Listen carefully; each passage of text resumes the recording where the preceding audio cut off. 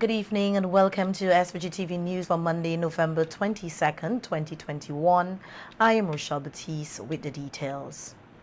The government's vaccination policy for all frontline workers to get vaccinated against COVID-19 is now in effect. The deadline given for these workers to take at least one dose of the available COVID-19 vaccines was Friday, November 19, 2021. However, they were given 2 more days until the weekend ended to do so. Under the statutory rules and orders number 28, at least 13 categories of workers are mandated to take a COVID-19 jab in order to continue working in their respective jobs. Failure to do so Failure to be vaccinated will not only mean these frontline workers have committed a misconduct, it will also result in them being deemed to be absent from duty without leave.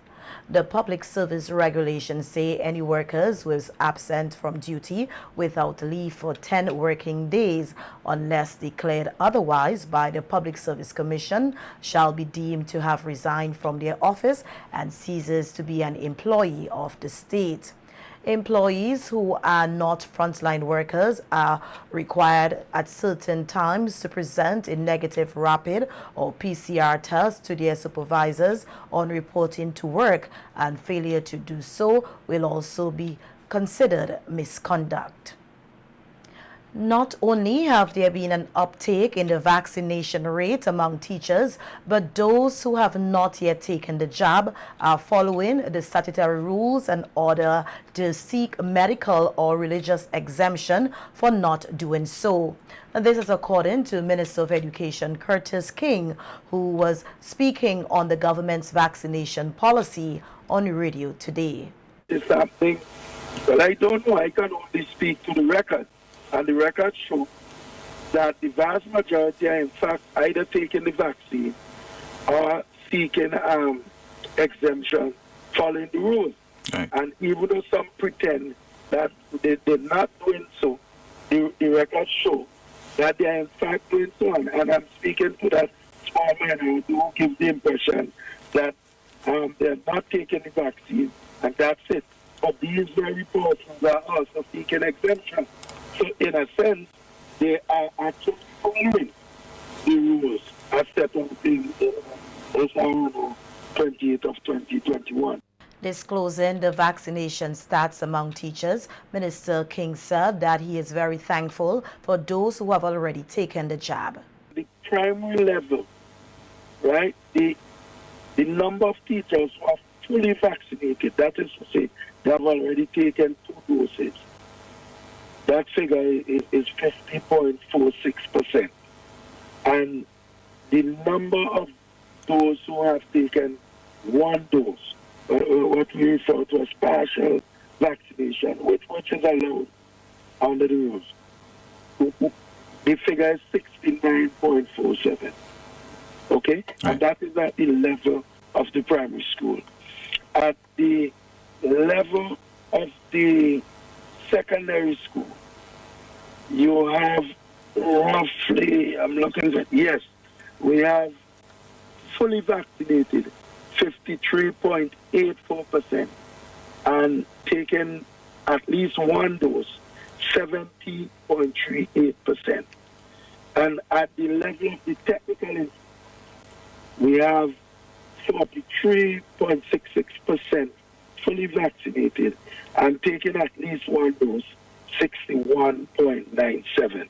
The Education Minister used the opportunity to further encourage teachers to do what is necessary, whether to get vaccinated or apply for an exemption to ensure that students continue their education. Responding to a letter from the St. Vincent and the Grenadines Teachers Union, which has been circulating on social media, calling for teachers to engage in a go-slow, Minister King urged teachers who are vaccinated to go to school and do their required work. The leadership of the union has to be careful that they do not come over as basically opposed, let me put it this way, to the continuation of learning where the children are concerned. Because I can see, since assuming office, I've met with them several times.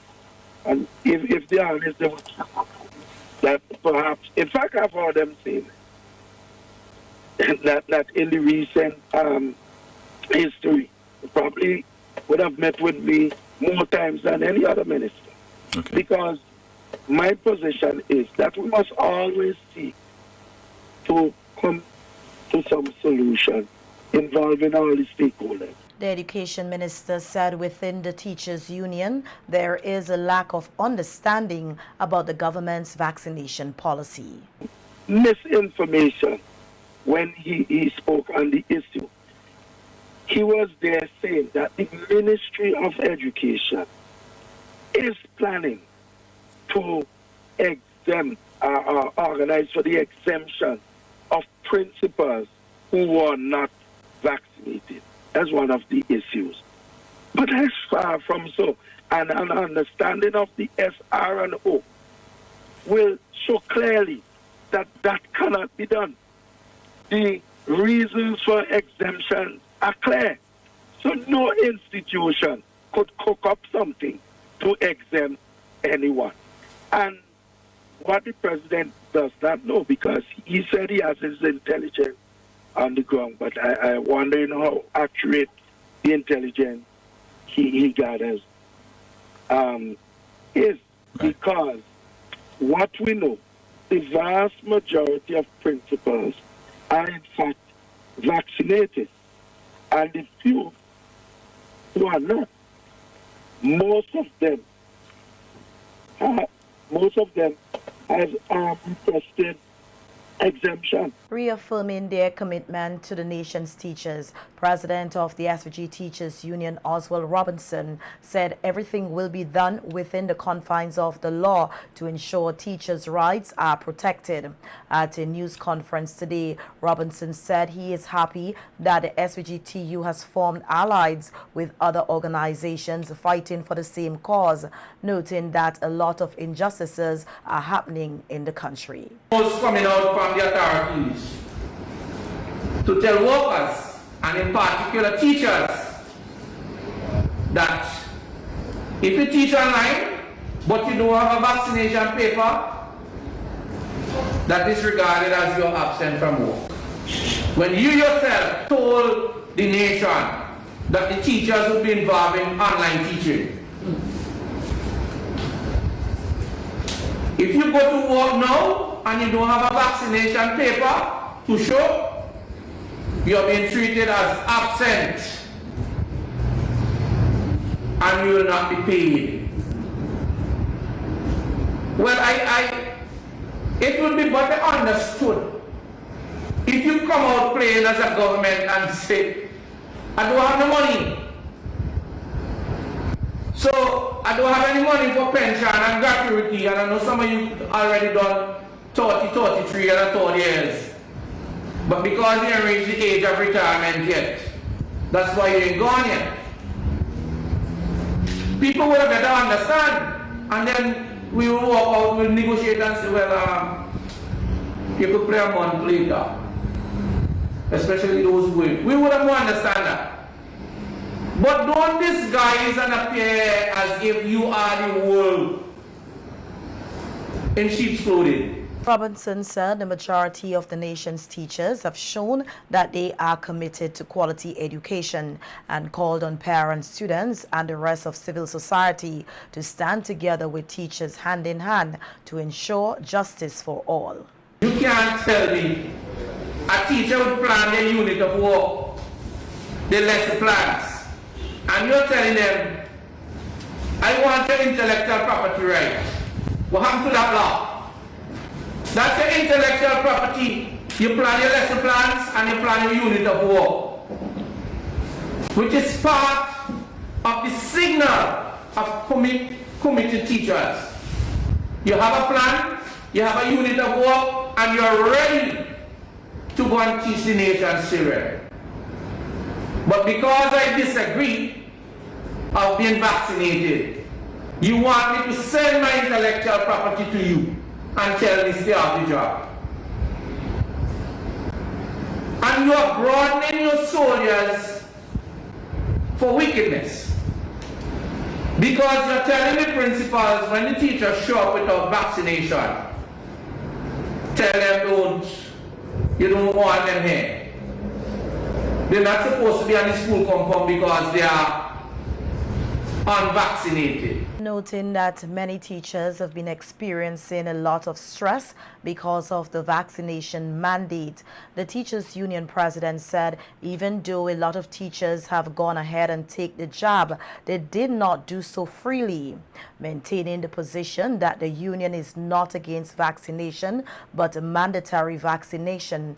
Robinson said the union has been given a mandate from members and their first course of action is to encourage teachers to go to work but engage in a go slow. What does go slow mean? And I'm quoting for a document written by the Employers Federation of Civils and Granaries. And it says, a form of industrial action during which workers contrive to do considerably less than a fair day's work by employing dilettantes. So you could go slow. You know you're supposed to teach in this context. You may decide you have 5 periods this morning. I might only do 4. But you're doing it in a kind of tardy way. The slaves did it on the plantation as a way, and women were the leaders in this. But a lot of people don't write about the women. So we have said to our teachers, go slow. Go to work, but go slow. And we are building that up. You go to work until the 29th of this month, which is you get a salary. Make note, document everything that happened. But do not leave the workplace until they put it in writing that they no longer want you. Robinson said the SVG-TU will be taking actions to protect the vaccinated and unvaccinated. Meanwhile, President of the Police Welfare Association, Brenton Smith, who also addressed today's news conference hosted by the SVG-TU, said today is a sad and dark day in the lives of many police officers, teachers, nurses, and public servants who are being forced to get vaccinated.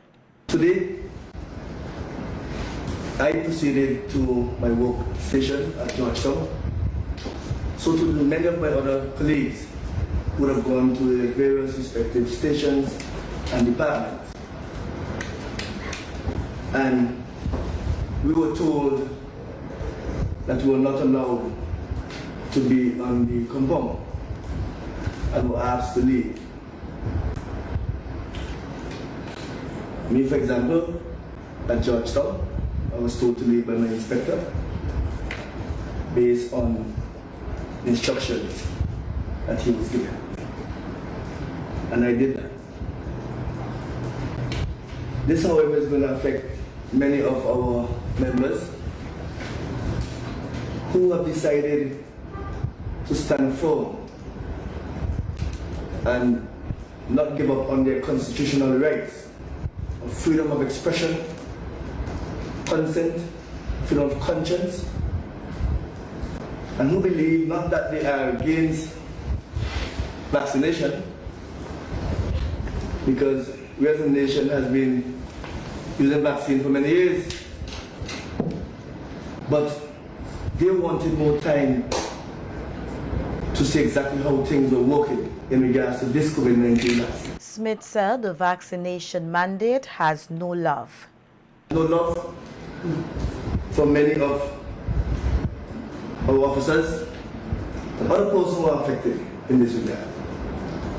And we have to call it as it is. It is the most wicked piece of law you can find in the state of St. Vincent and Grenadines, where you want to compare that of vaccinated persons, and when you listen to the authorities and they speak about vaccines, it is never about making it safe for you. It's always an economic issue. And when you talk about the economic issue, and how it's going to destroy the economy of St. Vincent and Grenadines, and you ask yourselves, What about the persons who are now sent home on the breadline? Is that an economic issue as well? Where many of our families are going to be tremendously affected as a result of this? Many who have left their workstations today, not knowing where the next dollar will be coming from.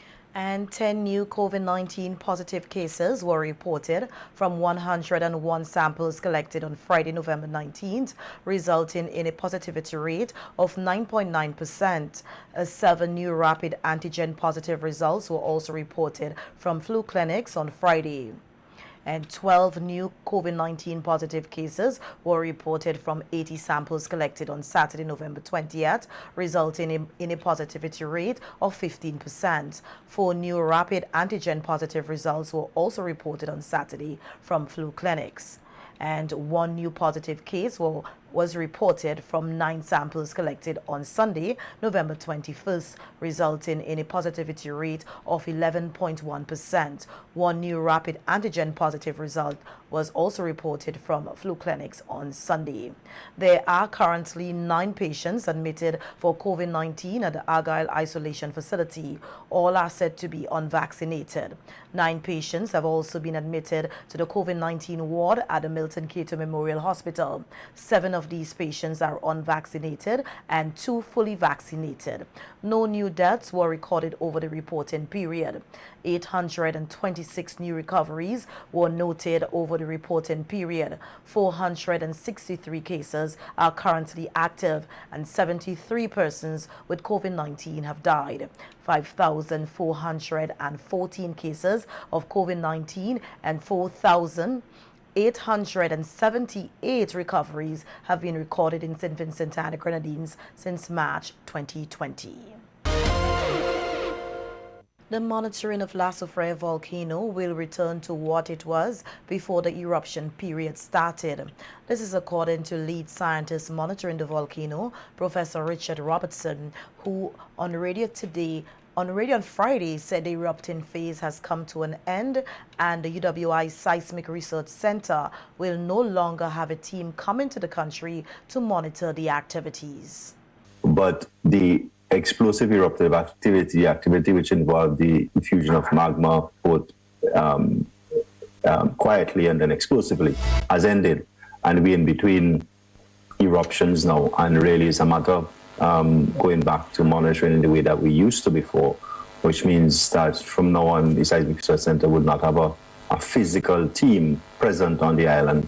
But of course the monitoring network is, perhaps I would say, certainly it is more robust and more in-depth and more, much more denser than it was at the very beginning. And so we will keep on looking at it. There will be a team here, as we had before, for monitoring unit, which is Action Nemo, and a group of people who will be also providing support. And I believe going forward, there's an intention to employ additional persons to keep the monitoring network going and also to ensure that you have local capacity to respond rapidly. Professor Robertson said the UWI Seismic Research Center will, however, continue to provide support to the local monitoring team. We're going to be there in the background. We're going to be, we're going to be looking at the signals, providing support, and from time to time coming to the island. As I'm here now, doing various projects, both related directly to the monitoring as well as to other things, but all related to the volcano and living safely with it. The volcano alert level remains at yellow, and Professor Robinson said that though the volcanic eruptions have ended, several seismic activities such as steaming, earthquakes and hotspots are still likely to be observed. Is sort of residual activity that we'd expect to continue for quite a few while, which means we can have and do have periodic earthquake activity. The configuration of the summit area have changed, so there's a lot more steaming, a lot more hotspots in the crater itself. And of course, the volcano produced a lot of loose material, so that we've said before that there's going to be the ongoing problem of mud flows, lahars, and generally the mountain went through, in a sense, a traumatic experience, just like a lot of people in St. Vincent did. and it's going to take a little while for it to, reshape itself and get back to what it was. People would have seen that the green apron that started lower down on the coastline is slowly creeping up. So the forest is rebuilding itself quite rapidly, which is good. So all of that, there's going to be continued changes in the landscape as we go forward. The island's tourism sector is on its way to recovery. This is according to Minister of Tourism, Culture, Sustainable Development and Aviation, Carlos James. Speaking on a recent program on VC3, Minister James said he is optimistic that the sector is on its way to recovery, with 2020 being the worst year for tourism. He said for the year thus far, the sector numbers are steadily increasing. Saw the number of cruise ships peaking in terms of inaugural calls and ships coming to our destination as well. Then came COVID-19. And of course, we are now in the recovery phase of that. We've just seen last week our very first call to mainland, Port Kingston, very first call to Britannia after 1 year. And though we have had some smaller calls in the Grenadines, in Beckway, Port Elizabeth, and in Myra as well, earlier in the year as a testing ground, we're now seeing a slow but steady recovery of the cruise sector. We're expecting over 200 calls this season, and we're hoping that the number can stay there because we've had some cancellations and some additions. And over a period of the next few months, we're going to see some cancellations and some additions to that. But we're pretty much optimistic that this season is going to be quite better than last season. We have seen the return of the airlines. American Airlines, CAL has returned to a destination, and the inaugural flight of Virgin Atlantic Airways to St. Vincent and the Grenadines. And hopefully by December 6th, we'll have added to that Air Canada.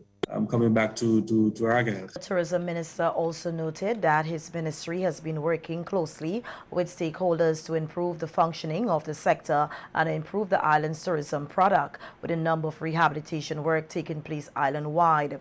As for the cruise protocols implemented to ensure the safety of visitors and locals, Minister James said they are a work in progress, noting that more vendors are needed at the various bubble sites. Work in progress. We're steadily seeing the cruise protocols being put to work. One of the challenges which I would immediately identify is that we have to get a lot more vendors into some of these sites where we've identified as the bubble sites. A lot more vendors who are adhering to the protocols to be a part of the bubble sites, and for the agents of these cruise ships to really have an appreciation for that. We're trying to be inclusive, and we want to see the smaller taxi operators, we want to see the vendors benefit from this cruise season. One of the reasons why we had a restart and a successful restart is that we wanted to be inclusive of all of the stakeholders, and in particular the vendors and taxi operators who stand to benefit from this season. And we're hoping that agents and the cruise ships can accept and appreciate that and work with us so that we can see the trickle-down effect in terms of the economy. Tourism Week started yesterday with a prayer session. And in celebration of Universal Children's Day, Minister of National Mobilization and Gender Affairs, Orlando Brewster, said more efforts must be made to create a better world where every child is safe from harm and can live a productive life. St. Vincent and the Grenadines today joined the global community in celebrating Universal Children's Day under the theme Reimagining a Better Future for Every Child. Universal Children's Day, which is celebrated annually on November 20th, aims to promote the well-being and rights of children across the world, especially those suffering with the impacts of poverty, discrimination, and exploitation. Children needs to reimagine a brighter future, especially as the COVID-19 pandemic continues to cause disruption across the globe and has contributed to a child rights crisis, exposing children to increased risk of violence, including sexual exploitation. Child abuse and neglect is never acceptable. That is why the theme for this year's observance focuses on generation coming together to reimagine the kind of world we want to create. How can we as a nation create a better world for our children? First, we must reimagine a world where every child has the opportunity to lead and be heard. Also, to live in a safe, stable, and nurturing environment, free from abuse, neglect, and exploitation, and everyone working together to end all forms of violence, abuse, and neglect of children. Reflecting on the progress that the government has made on promoting the rights of the child, Minister Brewster said the government is also committed to protecting the rights of every child and prepare them to be outstanding leaders in their community. During the recovery efforts, the Ministry of National Mobilization, through the Child Development Division, partnered with various local, regional, and international organizations to bring awareness, sensitize, and enlighten our people on the issue of child abuse and how to cope and report such occurrences.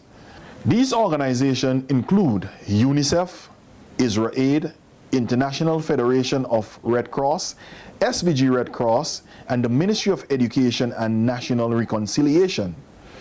Through this collaboration, the ministry was able to roll out successful programs to help in the recovery efforts.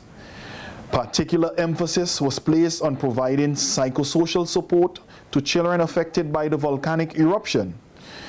The division rolled out the Return to Happiness program and the child-friendly spaces in several shelters and communities. A series of child abuse awareness campaigns that were broadcasted on radio and television to sensitize the public on the importance of reporting all incidents of child abuse and neglect. Posters that provided child protection messages and tips were also installed in schools, shelters, police stations, and various businesses. Minister Brewster used the opportunity to encourage adults to pay close attention to the voice of the children. I want a world where all children, regardless of their ethnicity, gender, religion, have the opportunity to have a happy and healthy childhood and reach their full potential. I believe this day presents an important opportunity for us as adults to pay close attention to the voices of our children. And I urge all Vincentians to join with the government in promoting the rights of every child, thus creating a better future for them. This year has been a challenging one for us with regards to dengue fever, COVID-19, as well as the eruption of Lassa Feroe.